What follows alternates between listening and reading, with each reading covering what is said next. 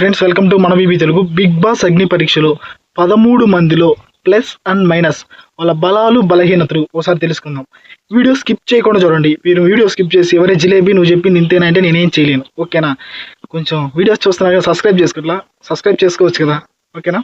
Okay, పాయింట్లోకి వెళ్తే top 1 Pawan Kalyan strength వచ్చేసి అవతల పర్సన్ ఎంత తోడైనా కానీ అతను గేమ్స్ ఆడటానికి రెడీగా ఉంటాడు. అతనిలో ఉన్న నెగిటివ్ ఏంటంటే కొంచెం ఎమోషనల్ అవుతున్నాడు. ఆ ఎమోషనల్ అనేదాన్ని కొంచెం మనం తగ్గించుకుంటే బిగ్ బాస్ సీజన్ 9లో ఇతను రాణించగలడు. నెంబర్ 2 దమ్ము శ్రీజ కొంచెం ఓవర్ కాన్ఫిడెన్స్ అనిపిస్తుంది.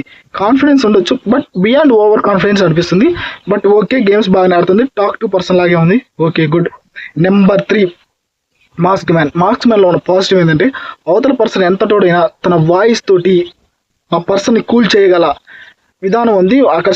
ఆ పర్సన్ని డ్రాప్ ఆపగలడు అంతవరకు. ఓకేనా? గేమ్స్ బాగానే ఆడుతున్నాం. బట్ నెగిటివ్ ఏంటంటే అదే కొంచెం ఓవర్ అయినట్టు అనిపిస్తుంది చూసే కొద్దీ. ఓకేనా? నెంబర్ 4 షాకిబ్ అయితే స్వామి ఫస్ట్లో అయితే ఎక్సలెంట్గా అనిపించాడు.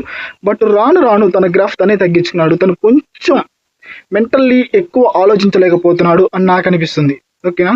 ఆ తర్వాత నాగప్రశాంత్ అయితే గేమ్స్ బాగానే ఆడుతున్నాడు, కానీ తను వోకల్ స్ట్రెంత్ గట్టిగా ఏదైనా ఆర్గ్యూ వచ్చినప్పుడు మాట్లాడలేకపోతున్నాడు.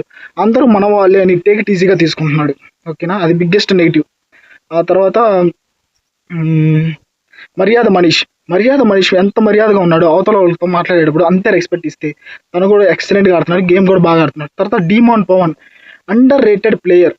అండ్ డీమాన్ పవన్ గేమ్స్ బాగా ఆడతాడు, అంతా బాగానే ఉంది. బట్ మాట్లాడేటప్పుడు కొంచెం ఆలోచించి మాట్లాడితే, ఒక పర్సన్తో మాట్లాడేటప్పుడు ఓవర్ వేస్ట్ చేసి మాట్లాడితే ఇతను కూడా మంచి కంటెస్టెంట్.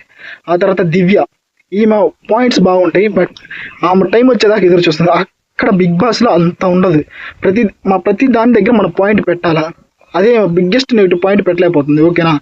ఆ తర్వాత కల్కి కూడా అంతే, గేమ్స్ బాగా ఆడుతుంది, కానీ తన పాయింట్ ఎక్కడన్నా ఉంటే ఆ పాయింట్ పెట్టలేకపోతుంది. ఆ తర్వాత దాలియా, ఏమైతే కొంచెం స్క్రీన్ స్పేసే లేదు అసలు, ఆమెకి ఉంది అంతే ఉండటానికి. బట్ గేమ్స్ అయితే బాగానే ఆడింది, పర్లా.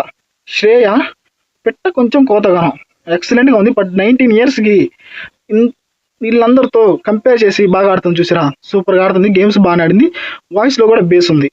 తర్వాత అనూషరత్నం ఫస్ట్లో కనపడింది పాపమేమో, అంతకు మించి స్క్రీన్ స్పేసు లేదు, ఏమీ లేదు. బట్ ఆమెకు ఛాన్స్ వచ్చినప్పుడు ఓకే, పర్లా అనిపించింది. ఓకే. ఆ తర్వాత ఇంకెవరు, అందరి గురించి చెప్పేసాం అనుకుంటా. ఇది నిజము అని మీకు అనిపిస్తే మన వీడియోని లైక్ చేయండి, షేర్ చేయండి, సబ్స్క్రైబ్ చేసుకోండి. మన బీబీ తెలుగు.